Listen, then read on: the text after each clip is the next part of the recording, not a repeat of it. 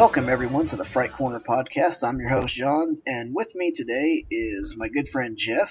Jeff, why don't you introduce yourself? And he is actually going to be my co-host from now on. He's come on here, and he has agreed to come on the podcast with me to review some of these movies. Hopefully we'll work together and pick out some good ones, and hopefully he doesn't get rid of me for some of the ones I have picked in the past. So go ahead and talk about yourself a little bit, Jeff. Yeah, thanks for having me on the podcast, and hopefully I can do you honor as a host on here, or a co-host. And yeah, I'm not as well versed in the horror genre as you are, but I can definitely watch the movies and give kind of a outsider's perspective on the genre. I definitely like it a lot, so it's one of those things. With me, studying the paranormal in real life, there is kind of a tie-in to seeing it on the big screen, which is always kind of fun for me. Even if, they stray from the core story, like in The Conjuring or something like that, or The Conjuring 2. But yeah, I definitely have a passion for filmmaking and the paranormal, and I think it's a good crossover. So that's pretty much why I'm here. Awesome. That's great. And like I said, having a nice perspective from somebody that's not as versed. Like I said, I've been subjected to this my whole life, so it's I'm used to seeing a lot of the stuff that comes up, and there's a lot of stuff I haven't seen that I'm looking forward to getting into more in depth with, I guess I should say. There's a lot of obscure movies from 60s, 70s, 80s, and even some of the 90s, and today there's some obscure movies that I'm trying to find that may not have, flew under everybody's radar that might actually be pretty good.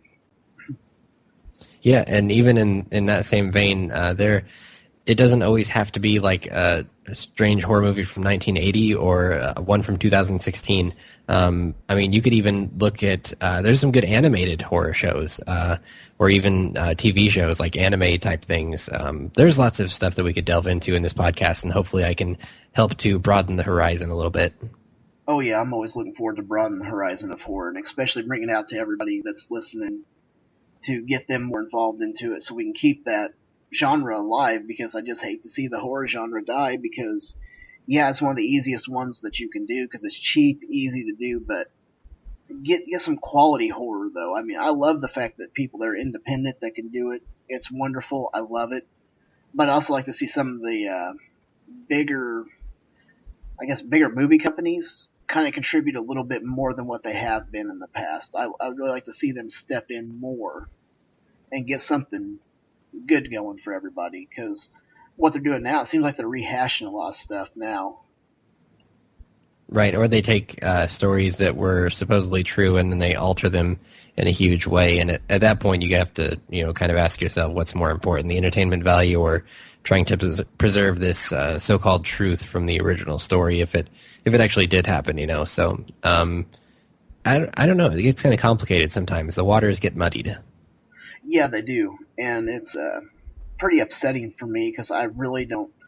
I would like to see, if they're going to say it's based on a true story, they need to keep it to the true story. I've not seen Conjuring 2 myself, but I have heard other reviews saying that the first part of it's good, and then it skews off in the second half of it, and so it really doesn't follow anything of the story, and that's kind of a missed opportunity for me, because the first one was really good, but then it's like the second one, I'm hearing that they just fell flat on.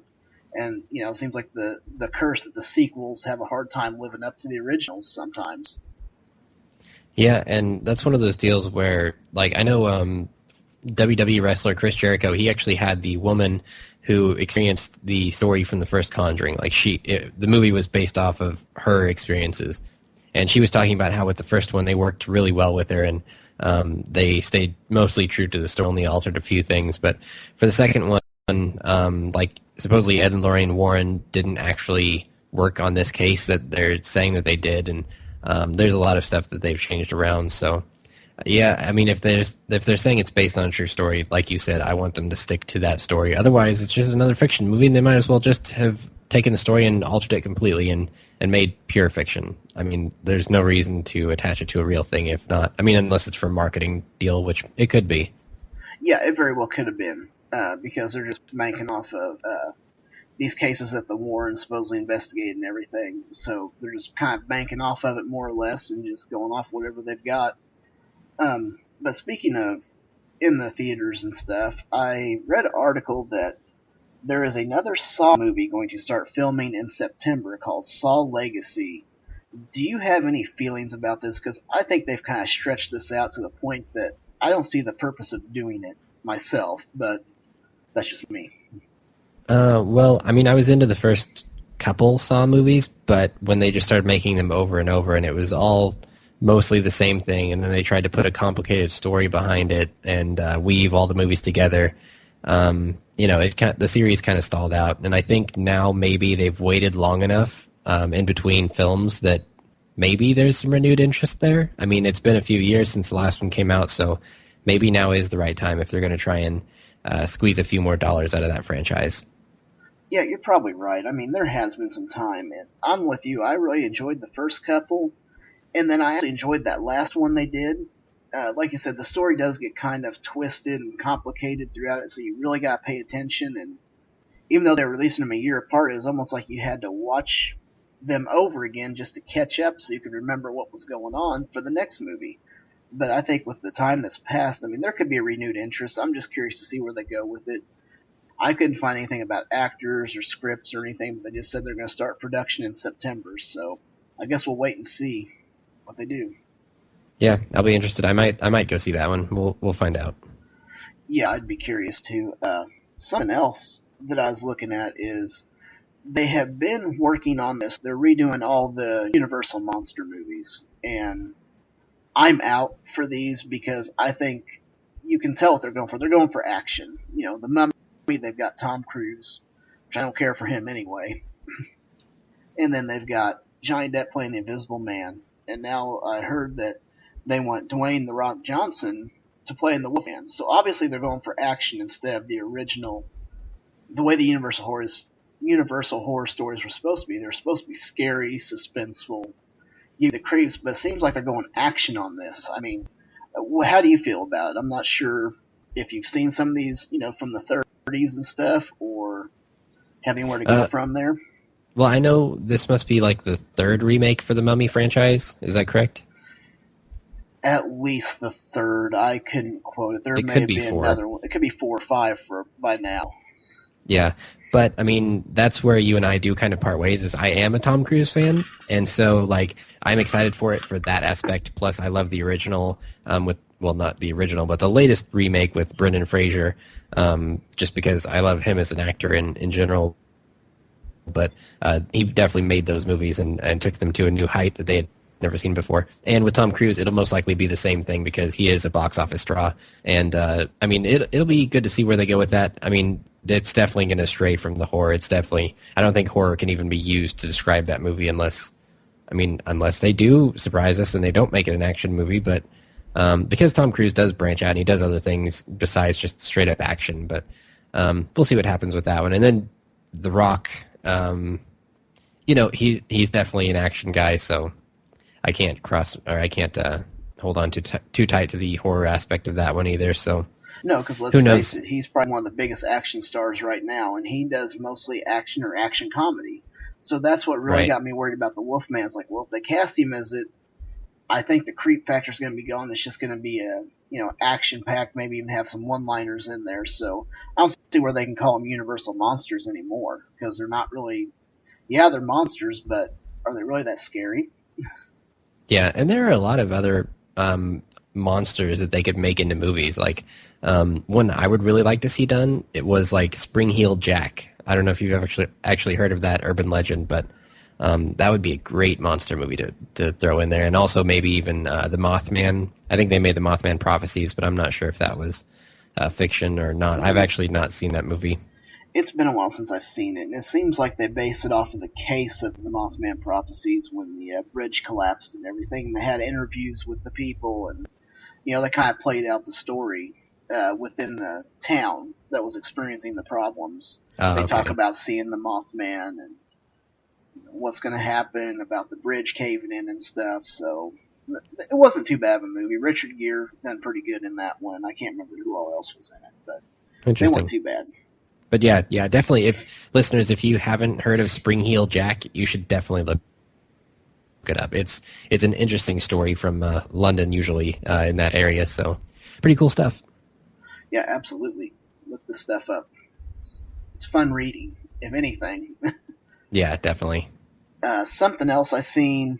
I do like those underworld movies, kind of. I mean, I know they're more actiony. I consider them an action movie, not much of an action horror. I consider them an action movie, which just happens to have vampires and werewolves. Well, they're making another underworld movie, and I read that they've actually pushed it back for another year.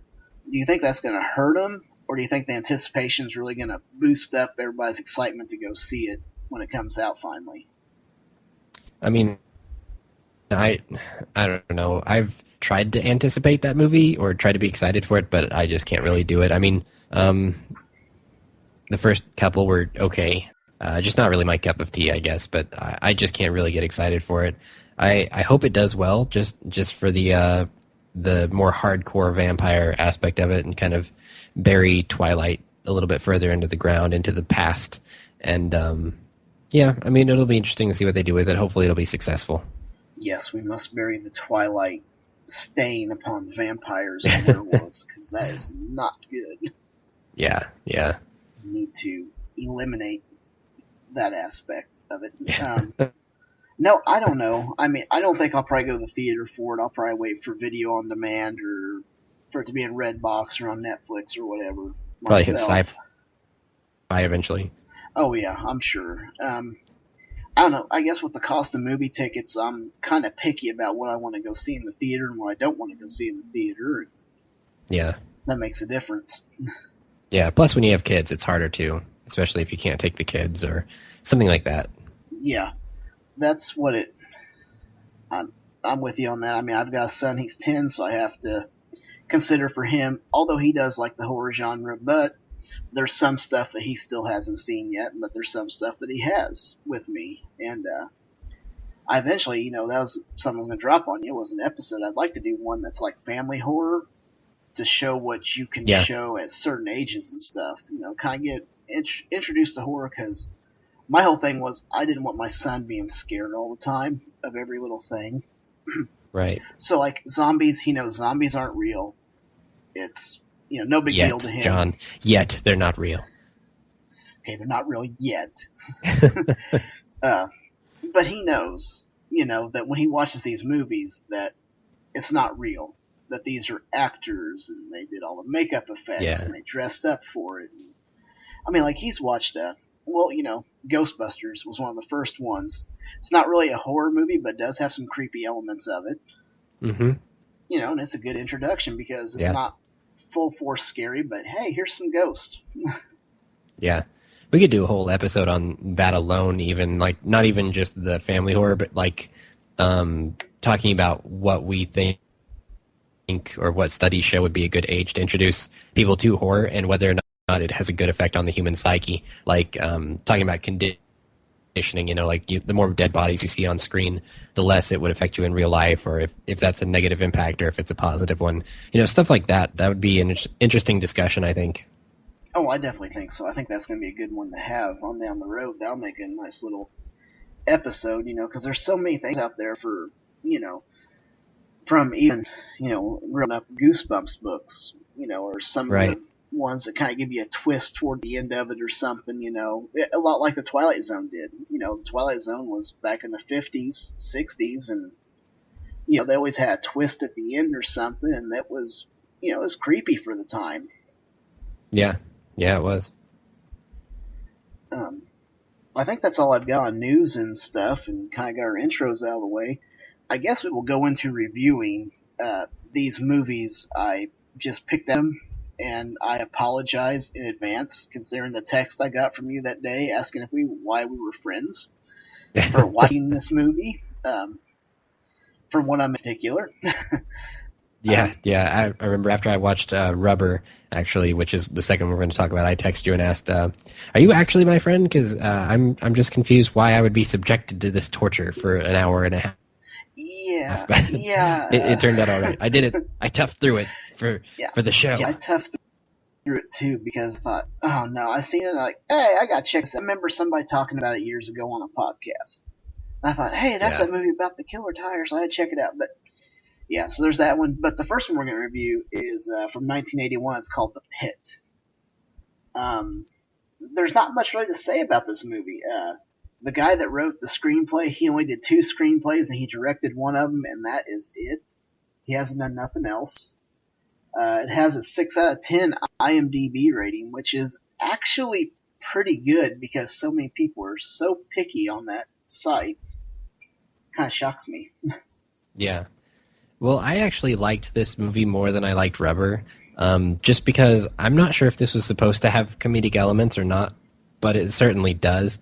I think it may. I mean, it almost has to because, well, like, for example, just to show you that people actually like this movie, it is on YouTube, like you said, and it has almost 500,000 views, just under. And on the likes, it's 1,289 as of this recording. The dislikes are 147.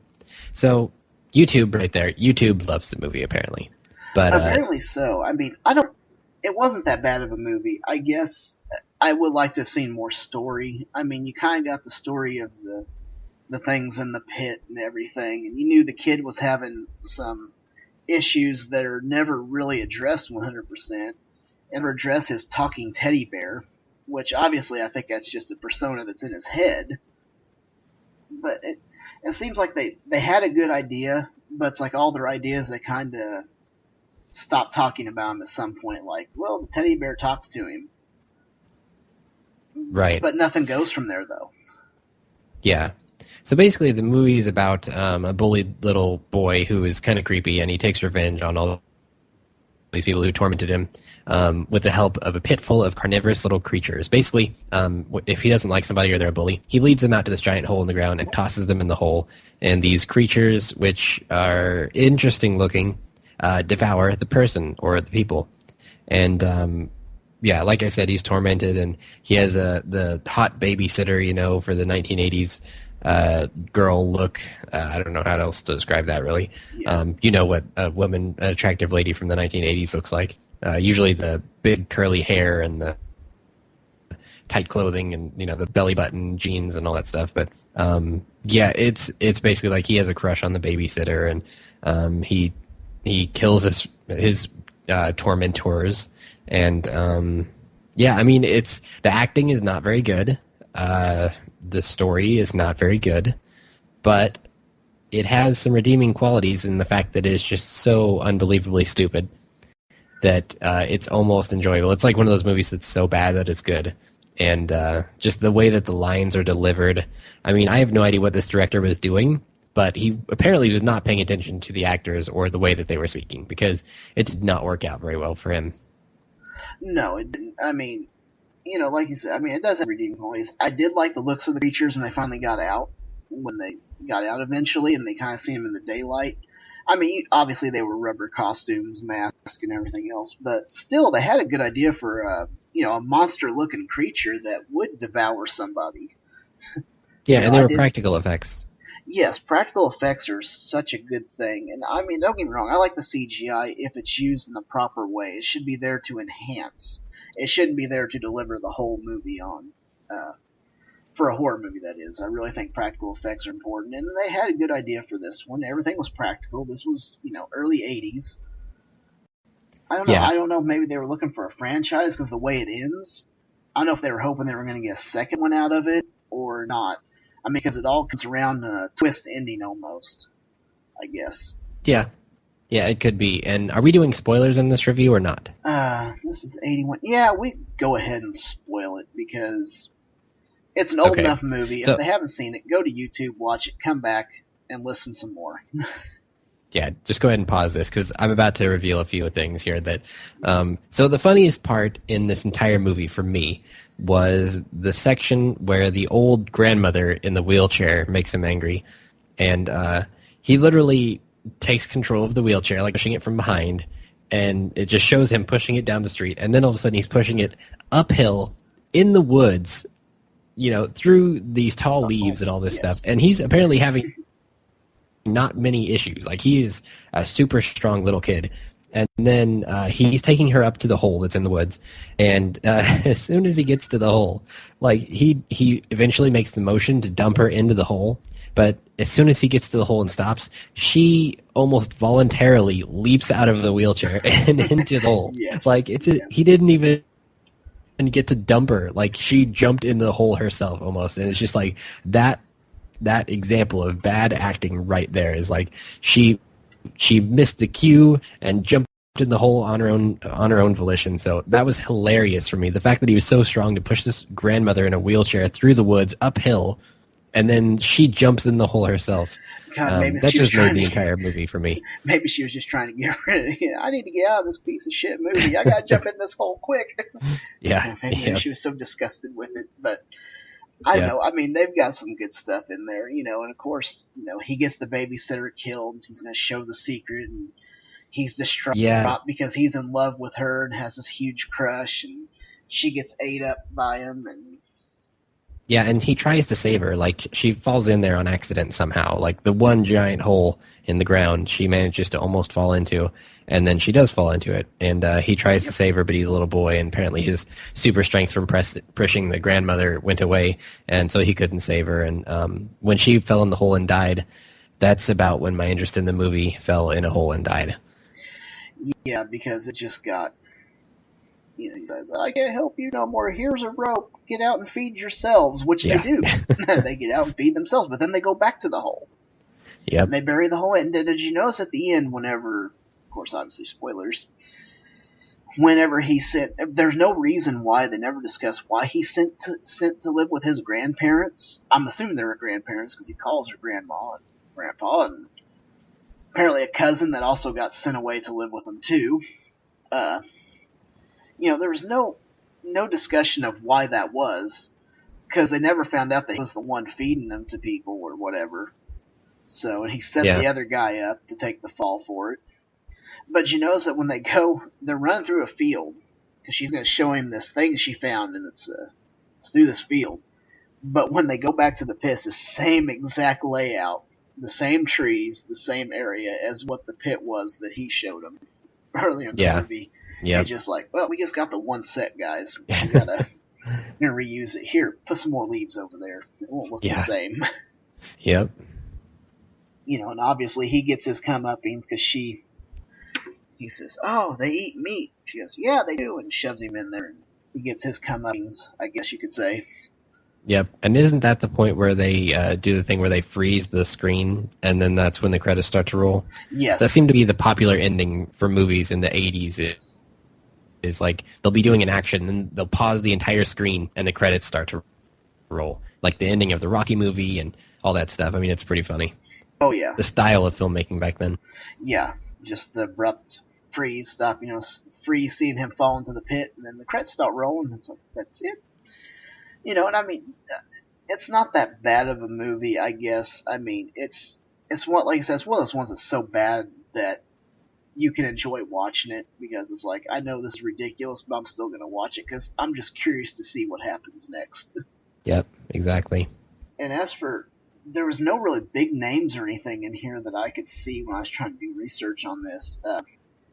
The boy that Sammy Snyders played, the little Jamie kid, he has 8 credits, and after this movie, he never acted again.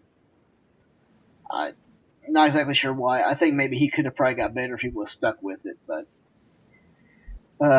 anyway, he's never acted since then. He's actually a dance instructor now. So, which I think is hilarious.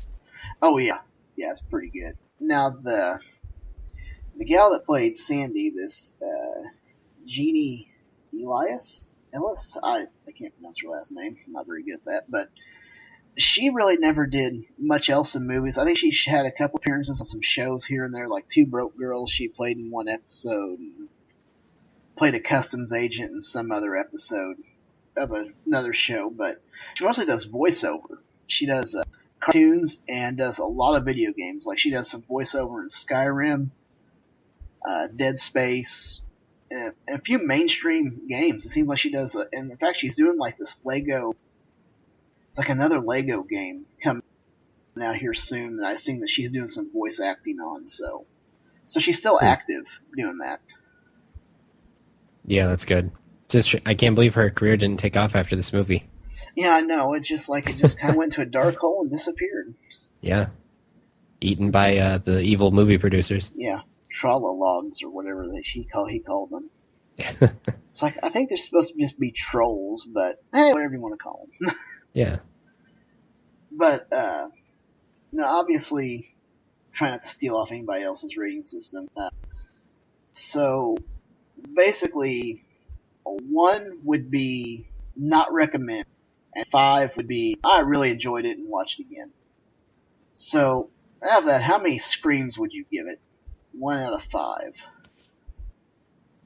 For this one, I would give it like 2, I think. But just because, it's not horrible, but it's not good. So it depends on what you're looking for. If you want to actually be scared, do not watch this movie. But if you want to laugh a little bit and watch some absurd things with a hot babysitter in the 1980s and bad actors, go for it. Yeah, I sit there, I tried to debate. I was almost going to give this thing a 1, but the more I think about it, the more I can kind of go back and laugh about it. And, I think it could have been better if they hadn't left so many empty plot holes. But I think I'm going to come in with you. I think I'm going to come in with 2 on this one because it's, like I said, you're not going to get scared. You're going to laugh. You're going to have a good time watching it. It's just a goofy movie. I mean, that's all there is to it. I said you never hear anything else about the teddy bear, him talking to it. Don't know why he's going to live with his grandparents because they never associate him with any of the murders. So, and the creepy little thing, the aspect that he's a preteen in love with every woman that he comes across. I don't know. It just seems like if they would have tied up some more, maybe I could have given it maybe a 2.5, but it's just no way. I can't do it. Yeah. Yep. But yeah, if you want to check it out, like I said, you guys can YouTube watch it. It's on there for free. It's not the best quality.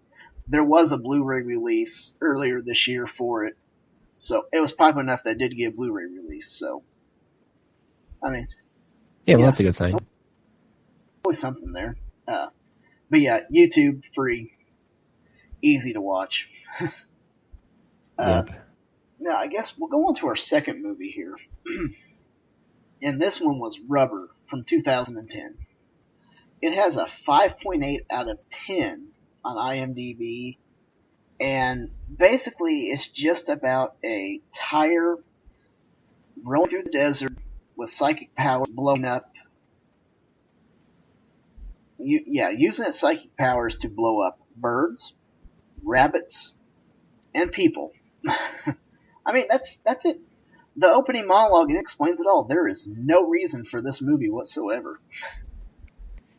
Yeah. I mean, I think the disheartening thing is that it looked like they used pretty well a brand new tire for the acting. I mean, that tire deserves a lot of credit. That was an expensive tire, probably. It probably was. I know. They're not cheap. Yeah, so I have a lot of conflicting feelings on this. I absolutely do not like the movie at all. And I think it's also telling. You said the IMDb rating, but on Netflix, it's one of the only movies I've ever seen that only has 1 star. Like, that's it. 1 star out of all the ratings that, and you know how many people watch Netflix. So to have a rating that low is pretty interesting. I don't know if they watched the first 5 minutes and gave it a 1 star, or if they actually sat through the entire thing and were angry and tried to give it a 1 star. So there's a lot of subtext in this movie. It's not really just a straight up horror film. It's like this director was trying to send a message almost. I mean, it's so complicated. John, you might have more to add, and I don't want to drone on here about this too long. But basically, this director is French, and he had a movie that was released in French before this that totally flopped, and nothing, it never went anywhere. And so he made this one to appeal to a wider audience. So he made it in English with English actors or English-speaking actors. And it's basically almost an analysis of the audience and how they will watch just about anything as long as it's prepackaged in a movie. And it's kind of like there's one guy who almost represents the movie makers in Hollywood. The tire kind of represents the different movies. At the very end, it all kind of ties together. But, well, if you can. I mean, it's a really metaphorical idea here that he's trying to portray through a really weird series of events. But from what I gather, it's basically just saying that audiences will accept just about anything as long as it's in a palpable form of entertainment, and that he's kind of cashing in on this himself because he's doing exactly what he's trying to vilify when he made this movie. So, John, I'll let you take it from there. Well, exactly. I mean, that says a lot right there because, I mean, even the opening monologue, it's like he's discussing, like, why did Norman Bates have to dress up like his mother to kill people? No reason. It's just there. You just accept it. Texas Chainsaw Massacre, keyword chainsaw. Why was nobody killed with a chainsaw in that movie? He used it to hack them up, but he never actually killed anybody with it. It's just there. You just accept it for what it is, and I guess that's the way he was presenting this movie. Say, here's a tire, it came to life, it's rolling through the desert, it's got psychic powers all of a sudden, it's going to kill everything it comes across. Accept it.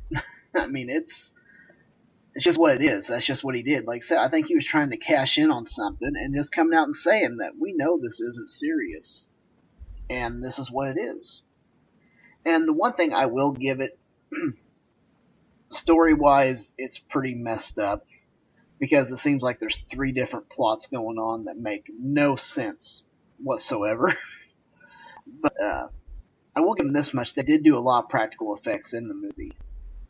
And, I mean, that's the big thing given. When you see heads explode, you can tell that's not CGI. It's not too bad. I'm just glad to see that they did these practical effects. But on the other hand, why even mess with making this movie? Because a tire coming alive is just, I don't know. I don't know where he was going with that. Like I said, it's probably a metaphorical thing. I'm not very good on reading some of the metaphors that are out there, so to whatever it is, I don't know. It just seems like I agree. I think that he was just making this movie because here it is. I'm going to present it to you packaged up, and we're going to have some blood and guts, and here's my movie. Yeah, and you, the audience, will eat it up because you are all stupid, essentially, is kind of the message that I got from it. Basically, like, the tire, the adventurers are all watched by a group of people with binoculars from a distance, and they represent the audience. And I'm almost kind of wondering if nobody watched this first movie, and so he's like, oh, you guys won't watch my movie? I'll put you in my movie then, and I'll make you watch it. Kind of that way, but... And then, so like most of them, they just accept everything that the tire's doing, and they just kind of analyze it as it goes. And then you have like the one guy at one point in the movie who breaks off, and he asks the original guy from the beginning of the movie. He asks him, like, this doesn't make any sense, and I don't know why this is happening. And I don't know if he would represent like the one smart audience viewer who actually knows things about movies, or if he's like a critic, or what he represents exactly. But then. For stepping out of line and saying this movie sucks, he ends up getting killed later on. And so, I mean, it's really complicated. And then, like, at one point in the movie, and these are all spoilers, so if you want to not, I mean, if you plan on watching this movie and God only knows why, then I would pause here. But in the end of the movie, the tire gets destroyed or whatever, and it comes back reincarnated essentially as a tricycle, from what I gather. Yeah, tricycle, and apparently other tires coming alive to make an assault somewhere because it's all cruising down the road. They roll up on Hollywood with a tricycle leading and all these other tires, and some of them are bigger and some of them are smaller, but they're all essentially the same tire. And what this is a metaphor for is that you, like, take superhero movies, for example. They're all the same movie, but with different characters and slightly different, and you have big tires and you have little tires and you have old tires and clean tires, and it's all the same thing. And basically it's saying that you all will watch this bullshit and it's all the same prepackaged crap, but you accept it anyway because you love it and it has special effects and it's all shiny and nice. And so that's essentially what this movie is made to say. And so really you're kind of wasting your time watching it. But then again, if you want to indulge this guy and give him money by watching his movie, this is what I mean when I say there's so many layers to it and it's complicated. It's not just a psychic tire blowing things up. And I will give him one credit. This is the only good thing I will say about this entire movie, is he did really well giving the tire a personality or making it have emotion or something like that. I mean, making it almost seem human. There's one part in the movie where it looks in a mirror and it realizes it's a tire. It realizes it's a tire. So, and it's kind of sad about that, I guess. But That is the only good thing he's done, and I hope to God that he never makes another movie again. I mean, I'm sure he would be a good car salesman. Possibly. Now, also, the tire did have some emotion because it did enjoy watching TV. Yes. The races there at the end, he was sitting on the couch watching NASCAR. I mean, and I applaud him for that too, actually. But other than that, I don't know. I don't know. I just seen it and I thought, hey, we ought to watch this one. Just check it out. And I don't know why I did that. I have very, very bad intentions sometimes. And I was like, hey, this looks like it might be pretty good. And then I realized an hour and a half later, I am not going to get that time back in my life, am I? Yeah, so John, I'm going to give this 0.3 screams out of 5. 0.3, that's, or maybe 0.03 even, I don't know. But I figured it'd be tires on this one, I figured, how many tires would you give rubber? I would give it 1 tread of a tire. That's what I would rate this thing. Yeah. So, but yeah, and actually, I mean, like you said, this movie was not very good. But on the next podcast, I'll let you give your review of this movie first. But on the next podcast, we will be reviewing good movies, I believe. So, yeah, yes. Go ahead. For this one, I'm going to give it just a 0.5, half a tire, maybe, just because. Because they did use practical effects, and I will give them that much. And they didn't look too bad. They were over-exaggerated, yes, but at least they were practical. And you are for practical effects. I am a very, very big proponent for practical effects, so that was a huge plus for me. So I'd give it half.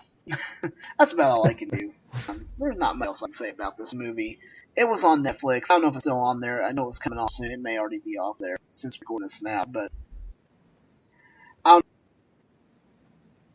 know what to say. If you want to be bored and maybe take a nap, it's a good movie to put in or watch. Want to take a nice little snooze for the afternoon. But I don't see much else to it. I just don't. Yeah. There was no big name actors that I could, necessarily recognize off the bat. Not even little cameos from many people. So yeah, it was nothing. It was just I really can't decide if the director was a smug asshole or if he was genuinely trying to get some kind of message across and save the film industry single-handedly with a movie about a tire. But I think it might be the former of those two. Yeah, he fell flat. He fell on his fuck face on that one because it's not right. Because that is not going to save the horror industry by me. Because even on IMDb, they have it listed as a comedy, fantasy, horror. I don't see any of it. Fantasy because the tire is alive. But yeah. That's it. Where's the horror element? Some gore doesn't mean it's horror. I mean, if that was the case, anybody that bleeds, action movies would be horror movies if that was the case. I mean... Yeah, that's true. So, where's the horror? There's nothing scary about it unless you got a phobia of tires by some chance. I mean, they'd probably be scary as hell to you. I mean, it could traumatize somebody, I guess, doing that, but that's it. I just don't see nothing else for it. Yep. So, yeah, I think that's where we're going to leave that one. Just nice little bow in the corner, and we walk by, kick it every once in a while. That's our reviews for this week. Next week, we're going to... Not next week, I'm sorry. I should rectify this right now, that this is going to be a bi-weekly podcast, as I've said on Twitter. We are going to it bi-weekly. Just life in general is busy for both of us, so I think a bi-weekly is going to be easier. I'll have more time to edit, more time to get the movies watched, and come up with good stuff for everybody. Because weekly just not working. I mean, obviously I haven't done this for a while. I did get injured at work, working on a side project pretty bad, and that set me back, and then I was getting over that, and I got hurt again, and then had some other problems come up, so life in general gets busy. So, we're going to do this bi-weekly, and the next episode, in a couple of weeks, we are going to start doing this format where we're going to do an off movie and a franchise movie. And what I mean by that is we will do a regular movie and then a franchise, and then each week we will keep going with that franchise till it's done, along with an off movie. So we'll do 2 movies every podcast. And in this case, I think what we agreed on, we're going to start with the franchise for Paranormal Activity. I enjoy the first few. It's been a while since I've actually watched them, so it could be a good refresher for me. I'm looking forward to that. And then the off movie will be the new one called The Witch. I've not seen it. Jeff, you said you've seen it and said you kind of enjoyed it. Yeah, I did. I like both the movies that we're going to be doing next week. So if you haven't seen them before, next week, or the week after next, I'm going to try and talk you into watching them. So look forward to that. Yes. No, I'm looking forward to watching The Witch. I haven't seen it yet. I am looking forward to that. Paranormal Activity, like I said, it's probably been a few years since I've actually watched it, so I'm kind of looking forward to see if it holds up pretty good for me. Because I'm one of those ones that I've said in the past that I like the psychological horror. I like the stuff where you don't necessarily doesn't have to be shown to me, because I really think that your mind's imagination can come up with stuff worse than they can show you on the screen. So, I'm just curious to see if this one's up on me in that aspect. Yes, I definitely agree. I think it will. Yeah, it very well could, because I do like the spook movies and stuff like that. I enjoy those types. I mean, I like the slashers too, but I really like the ones that have to make me imagine what's going on.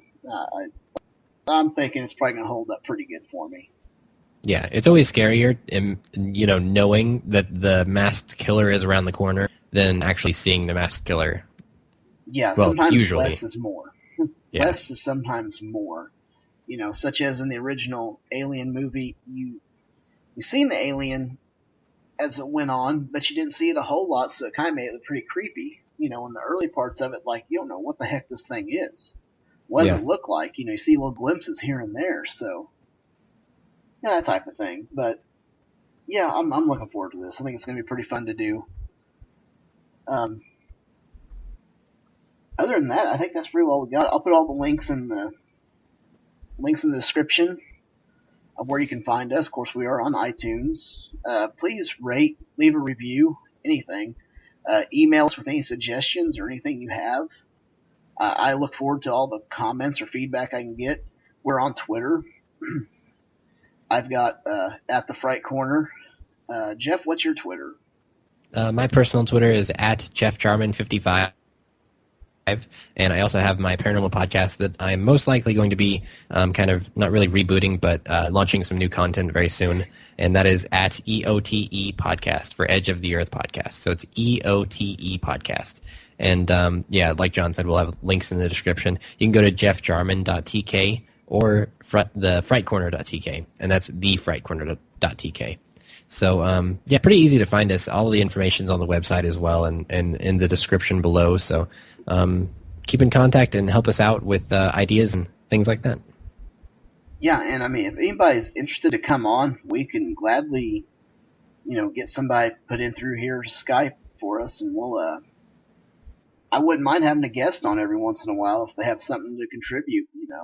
Whether they like the movie that we're doing or maybe they don't like it and they can change their minds, whatever you want to call it. I look forward to any feedback we can get. Always, feedback is so important, so we know what we're doing right and what we're doing wrong.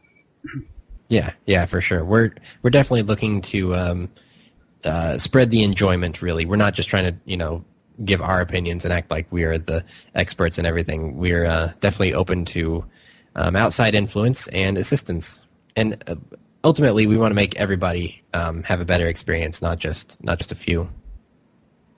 Yes, exactly, and. Yeah, I mean, I think that's pretty well we got. This will kind of wrap up the reboot episode with my co-host Jeff here, and we'll see you guys in 2 weeks. I want to say thanks to Harley Poe for letting us use his music for the intro and outro. The intro is from the song Gorehound, and that's from the album Pagan Holiday, and then the outro is actually from It's Only the End of the World, Wretched, Filthy, Ugly. I can't thank him enough for letting us use his music for the podcast, and I hope you all enjoy it. And I guess till next time, make sure and keep horror alive and watch something that scares you.